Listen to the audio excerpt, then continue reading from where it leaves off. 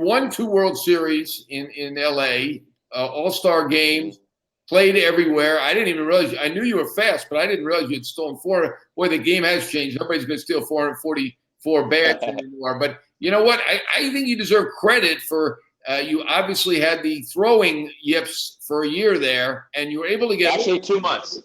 I'm sorry. I'm sorry. That's all right, John. It was weird My because people research is still ask me about as it. good as Nate's. I had 24 or 26 errors at the break, and after the break, I fixed it. And it's a long story in and of itself, but I was one of these guys that got over that problem. And there's many guys that have had it that didn't get over the problem, had to quit or change their position, and I went on to play another 15 years. So I was really lucky to get over it. Not only that, if I may boast about it, when I went to the American League, I led the league in fielding at my position 2 of the 3 years in New York, and the next year I was second.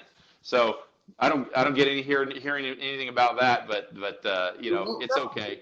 I had Don Mattingly at first base. It made it easy. You overcame it. I didn't see any of that. I covered you with the Yankees. I didn't see any of it. What was, you know, it wasn't a touchy-feely era there, as you mentioned. How did you overcome it? I mean, you're left probably to your own devices. Today, if someone's going through that, they'd probably give you 30 therapists and all sorts of things to try to get you through it. They would. How did you do it? They would. It was actually a conversation I had with my dad that helped me get over this thing, because everybody was saying, you got a mental block, you got a mental problem, you got to, you know. And my dad one time, and actually, John, this is the last conversation I ever had with my dad. He died some hours later after he told me this. He said, you know, you can drive a car, right? I said, yeah. You can judge the distance back and forth. I said, yeah. And you can speak clearly.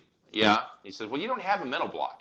He says, you don't have anything like a mental block. He says, what you have is a temporary loss of confidence. And once you get your confidence back, this thing will go away. And that's the last thing my dad ever told me. He says, and the way you build this up is you do it in practice. You get your confidence back in practice. Develop positive, you know, things to do in practice, and you develop that way, your confidence will grow. You take that into the game. It's exactly what I did. And one day this thing was just gone, and it never came back. And it was the last words my dad ever gave me before he passed away the next day. And he showed me how to get over that thing in practice. It was just a loss of confidence. Once the confidence grew, things disappeared.